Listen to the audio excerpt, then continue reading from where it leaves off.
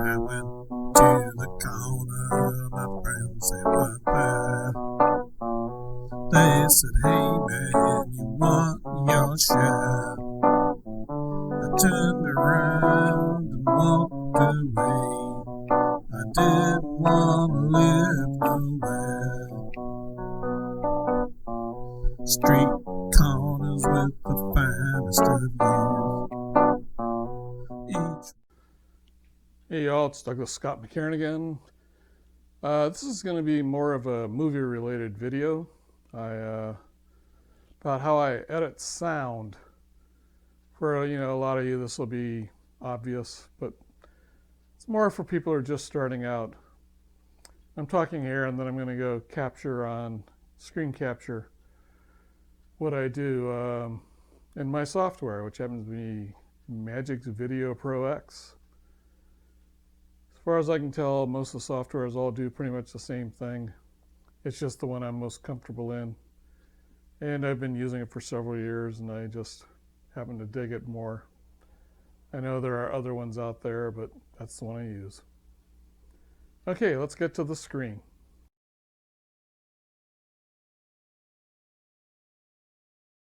Hey everybody, so this is what the tracks look like in Magic's Video Pro X. There are a bunch of different video editing software. It's just this is the one I use. Just to get you situated, this is the video. This right here are audio, and that's the text. You'll notice these are blued out. That means the audio is turned off. And the first thing I want to do is turn this one on.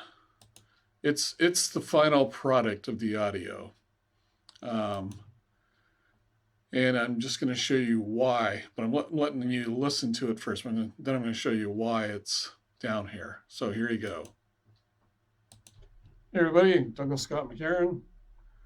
I've actually reached what for me is an important point in my life. Okay, so put that back to the beginning. Turn that off. Oops, sorry. That blue there is you're specifically telling the program where you want to land a track, and it lands it there on that channel or on that track. So you'll notice that there are little spaces here, and below them are these boxes. What these are is, before the video began, I recorded about 10 seconds of audio of just room noise. The reason for that is when these play right here, the sound goes away. And it sounds fairly odd if you just don't have it. Also for making movies. I've gotten old enough that I now qualify for retirement from Social Security. Now, you don't hear it that much here because I'm talking, but say you had an outdoor scene and there was wind blowing in the background. If you were to just take the sound out, you would have people talking and this, and then you take the sound out, and what you'll get is blah, blah, blah, blah, blah, blah, blah, blah, blah, blah, and it's really noticeable. So that's the reason why I add this in here. This is the room tone, and you get my life, and also for making movies. I've gotten old enough that I don't know in this particular case if you can hear or not the change, but that's why that's there. Now you may have, as I talk, you may hear me going. That's just something I do unaware. And a lot of these are me smacking my lips in between talking. And I find it annoying to listen to, so I get rid of it. Another thing here, let's see if this is going to show up. So what I'm doing is clicking on how filtering out sound also. So you see this right here. This is the screen for audio cleaning, and you see dehisser is on. So I'm going to play this track right here, and you can hear it. And here we go. This is with it. Let's scroll this up here. Temporarily switch off. Hey everybody, Douglas Scott McCarron. I've actually reached and if you can hear it in the background, there's just this white noise. It's just part of the effect of having electronics. I'm working with a lavalier mic, which is hanging out roughly right in here, so it's as close as you can get, and it's still making that noise.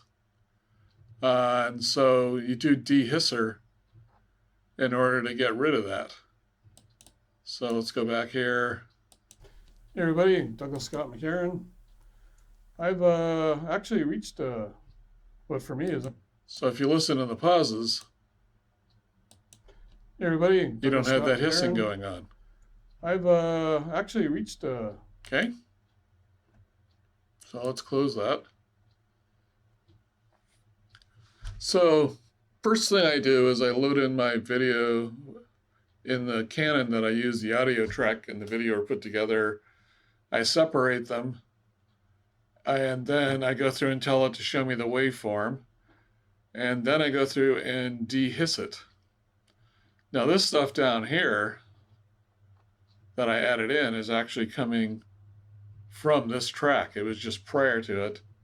I go in, I grab my little 5 or 10 seconds of room noise, cut it out, and then I put it down on this track just so I can drop it in on all these things. So this is dehissed and this is dehissed. Then what I do, after I've got everything edited and I want it the way it's done, got it the way I like it. Sorry, I'm thinking and talking at the same time. I'm not always great at it. The next thing I do is I export this to a wave. And it's the combination. You can see all the way to the end. And all of these little lines here are me coming in. See how there are all these little breaks?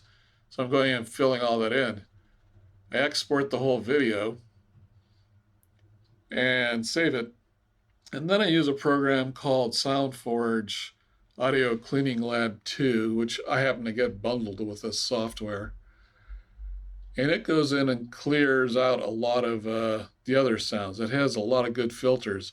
The original SoundForge has a pretty good noise remover, but this one, I think it's called Zeotrope, something like that. I don't want to change the screen, but they allow you to go in and really aggressively address how sounds are interacting with the voice. Because if you just remove noise, it takes the noise not only out of the background, but also out of your audio, your talking. And your talking starts sounding very electronic and stripped down. This has these plugins really get in there and remove the noise out of the voice without actually changing the voice very much. So I do that. Plus, I've also got the settings set up with, I have a lavalier going into my Canon recorder. Every recorder has a different sound that it's going to have. All the lavaliers have different sounds, so I'm not going to show you the settings because you're going to have to figure them out on your own. But what happens is I have very specific settings I have specifically for when I'm talking into my lavalier that's plugged into my camcorder while I'm doing these. I apply the settings and then I export back out the sound. So originally I took these two because they cover the whole thing, exported them into SoundForge Audio Cleaning Lab 2, cleaned it up, saved it under a slightly different name, which you can see that RTN, which I put in there for a return. This is now cleaned up, and it comes back in. I put it back in here, and then the final, when I actually produce the video, I turn this off. These two, or I turn this on. These two are turned off, and what happens is the audio comes. Hey everybody, Douglas Scott McCarron. I've much more cleaned up. So I'm going to turn this off, turn these on, and I'm going to turn off the hissing thing. Temporarily turn it off. Move this off to the side. Actually reached what for me is an important point in my life as far as you're just hearing the audio, you're not seeing the video. Also for making movies.